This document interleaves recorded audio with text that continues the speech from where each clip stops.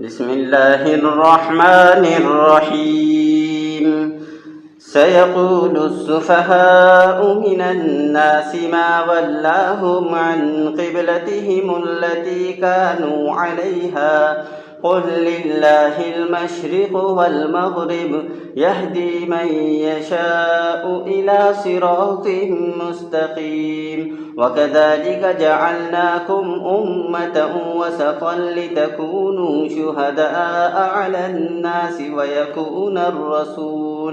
ويكون الرسول عليكم شهيدا وما جعلنا القبلة التي كنت عليها إلا لنعلم من يتبع الرسول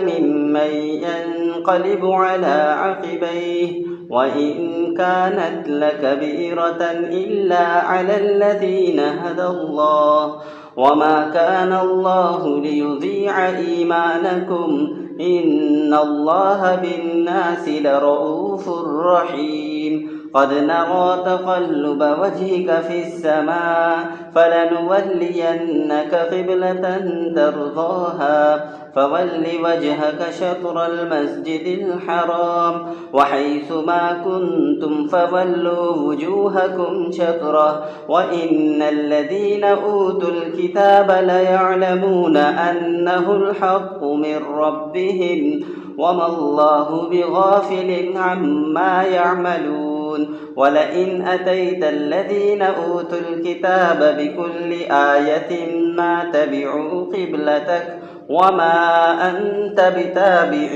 قبلتهم وما بعضهم بتابع قبلة بعض ولئن اتبعت أهواءهم من بعد ما جاءك من العلم إنك إذا لمن الظالمين الذين آتيناهم الكتاب يعرفونه كما يعرفون أبناءهم وإن فريقا منهم ليكتمون الحق وهم يعلمون الحق من ربك فلا تكونن من الممترين. Suratul Baqarah, ruku number 17.